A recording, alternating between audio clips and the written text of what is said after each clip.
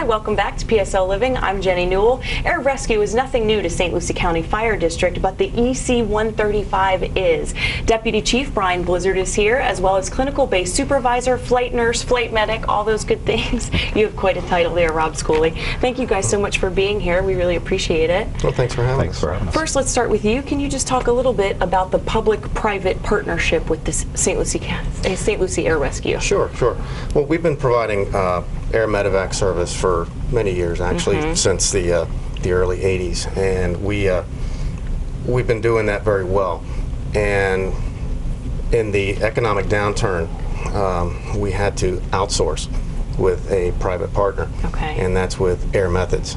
And Air Methods has over 200 bases across the nation and over 400 aircraft.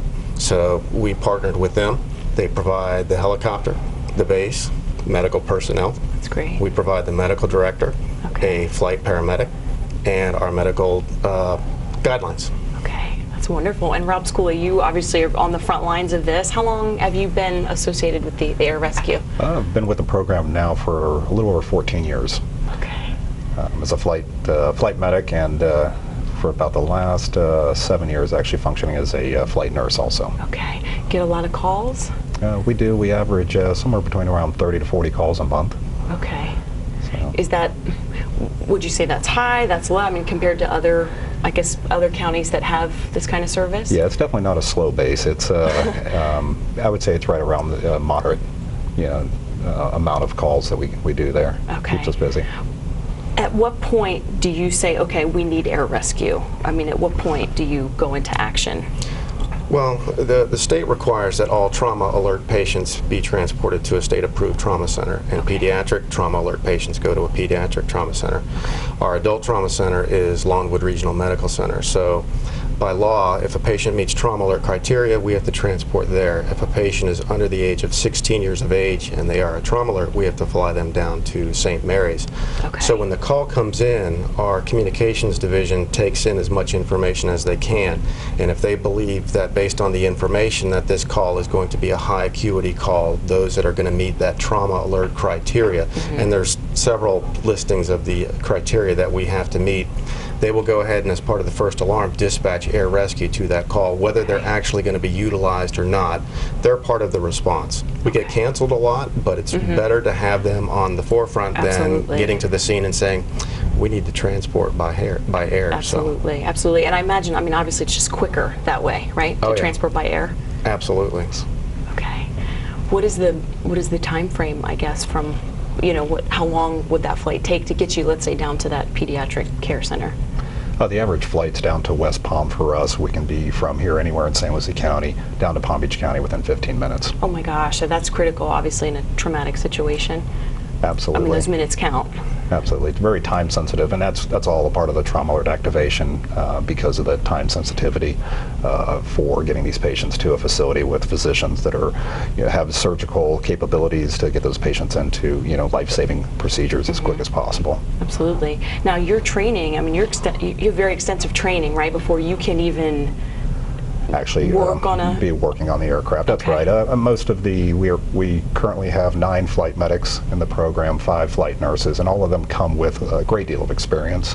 Flight medics have to have a certain amount of years of field experience before they can even be considered for being on the aircraft, and continued education that comes along with that, and Air Corps curriculum courses. And the flight nurses are also critical care trained, and they also have to have critical care ICU ER experience before they can be actually available to be able to be placed on the aircraft. So yeah, a great deal of experience comes along with this. You're very humble. I imagine that adds a whole other element to your, it's one thing to train and to go into action on the ground, but then you've got that added element of being up. What if it's a windy day, Rob? What if it's happens quite a bit right here. What if you yourself are feeling like, oh, it makes for an interesting ride. Yeah, it does. And we've had those days, real windy days, and maybe a little nausea kicks in, but look out the window, try to get your bearings. You're good. And, but that must add a whole other element, doesn't it? Another element to it.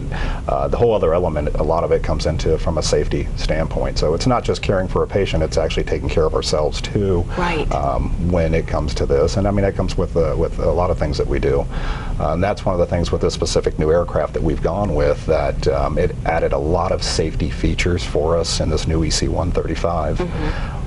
One of the nice features about this aircraft compared to the ones we've had in the past, it is a twin-engine aircraft. So for anyone who knows anything about aircraft, if you had a single engine failure, you know, we were falling out of the sky and doing what they call auto rotations. In the case that we have now with this new aircraft, it has two engines. Okay. If we do have engine failures, we have a second engine to keep plugging along. Okay. A lot of other safety features with this aircraft. Has a high skid system with a high main rotor, allows us to walk up and, you know, to the aircraft and approach the aircraft safer. Has an enclosed tail rotor system, Fenestron tail rotor. So a lot of our operations with loading this patient, because it does have a stretcher system that we load the patients in and out of the aircraft, and it's done at the back of the aircraft. And the enclosed tail rotor system makes it a lot safer for us to do those operations in the rear of the aircraft. How many people can fit inside the aircraft? Patient-wise, it is configured as a single patient configuration. Okay. You will always have two flight medical crew members on board. You'll have a flight paramedic and a flight nurse, and then the pilot. It is a single pilot VFR program. And your background too, are you a firefighter background as well? I am also, yes. Is that typical? I mean, there's a lot of cross-training, right, in the fire department? Yeah, well, as I said, with this public-private partnership, they supply the pilot, very important, got to have somebody to fly the aircraft. They supply a critical care flight nurse, and we provide a flight paramedic who is cross-trained as a firefighter as well. All of our personnel with the fire district are cross-trained as firefighters, EMTs, or firefighter paramedics. Okay, that's great. That's such a great resource to have. And there's only one other on the Treasure Coast then? Aircraft? Is it Martin County? There is an aircraft down in Martin County, yes. Okay, so that's good to know that we've got one here. And how many calls? Oh, we already talked about the calls, but I guess what kinds of, we said trauma, is it mostly car accidents? Is it things like that? A lot of the calls that we do get are car accidents, but you know, we get slip and falls can be a trauma alert, falling from ladders, motorcycle accidents, just anything that could meet that trauma alert criteria that sets those wheels in motion, you know, gets the aircraft the response and route to that call. It could be anything, but there are a lot of car accidents that occur here on the Treasure Coast, and unfortunately, you know, in many instances, those patients require quick transport to a trauma center.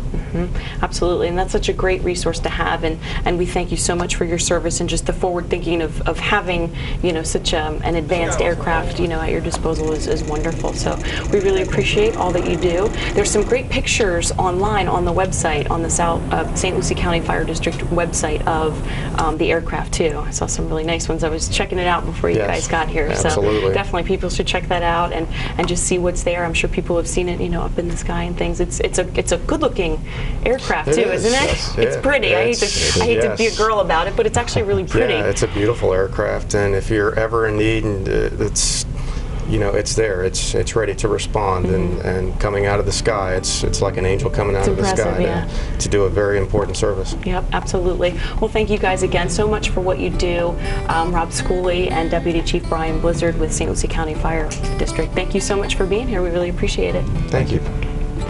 And we'll be right back after these messages.